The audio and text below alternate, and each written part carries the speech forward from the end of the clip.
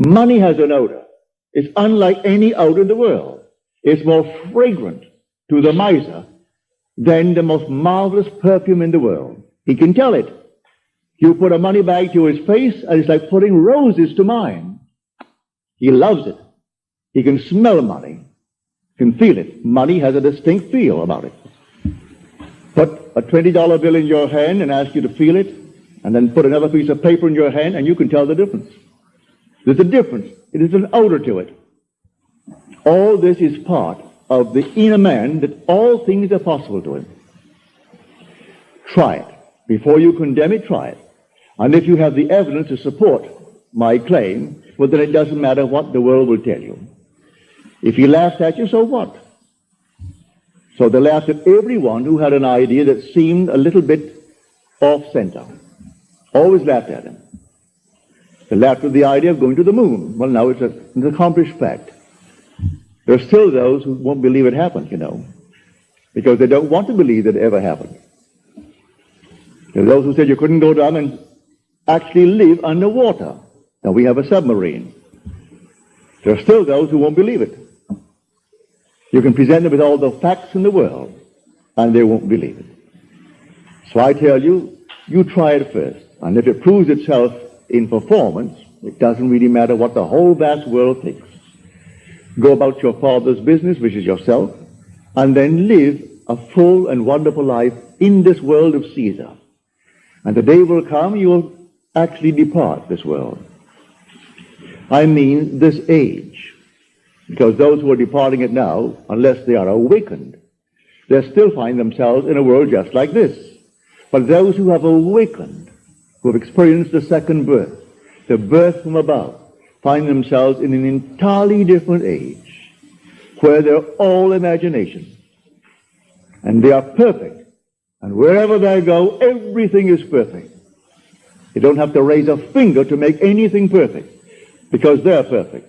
All things must conform to them, for they're perfect. That's heaven.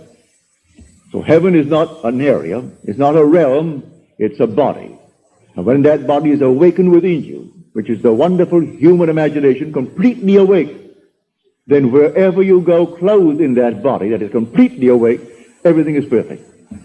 If you found yourself in a forest of dead trees that all burst into foliage, in the desert they would all bloom like the rose, because you are there. No blind man, deaf man, no handicapped man could stand in your presence. He would be instantly transformed into a perfect man because you are perfect. That's heaven. It's harmony. So it's not a place where you're going to go, pearly streets and all that nonsense. No. It's just simply you in a world that is perfect because you are perfect. And the day will come, you will awaken that body, for it's in you now. That body is in you, but it's sound asleep. And one day you will experience the resurrection. And you'll know the mystery of the resurrection. When you rise, and you rise within yourself. For the grave in which Christ is buried, which the Lord is buried, is your own skull. That's where he is buried. And in that tomb where he is buried, one day he will awake, and he will come out of that tomb. And it's you who comes out of the tomb, and you'll know who you are. He is buried in every child in the world, this universal being, and yet one. Billions of us, and yet only one Lord. And that one Lord, in his fullness, is buried in you, individually. And when you awaken, you are he. So tonight, take a go.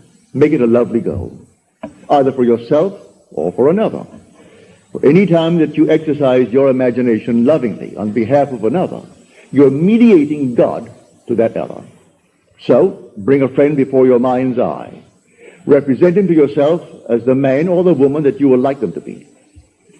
And don't tell them, ask for no praise, just assume that they're talking to you and telling you the most marvelous news about themselves. And you congratulate them on that good news. and go your own way. Believe in the reality of that imaginal act. It may happen tomorrow. It may happen the day after, or a week later, or a month later.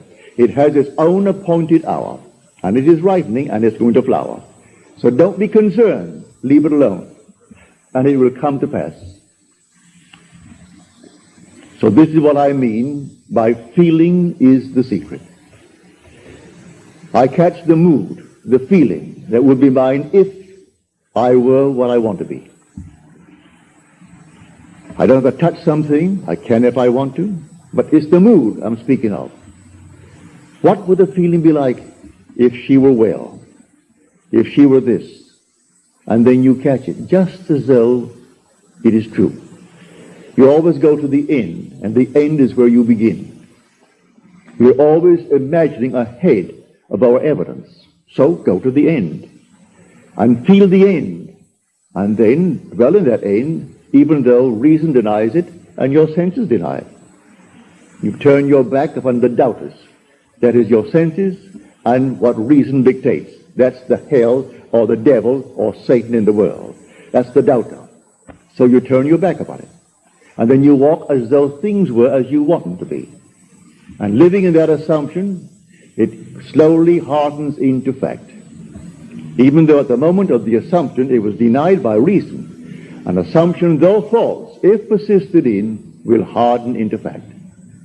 So you learn to assume and learn to persist in the assumption, and it will come to pass. Now let us go into the silence, after which we'll have questions. Good. Well, I hope you call a good mood. It'll work. Now, are there any questions, please? Yes, sir. You mentioned that Matthew is secretary, and mentioned what Well, to answer your question, I must just go back and explain it to those who are here for the first time. No. I make the statement based upon my own experience that nothing dies. And that's not only true of man, it's true of the flowers, of the animal world, of the trees, of everything. Nothing dies. I am the God of the living, not of the dead. So nothing dies. The little flower that blooms once, blooms forever. It's renewed by the seed of contemplative thought.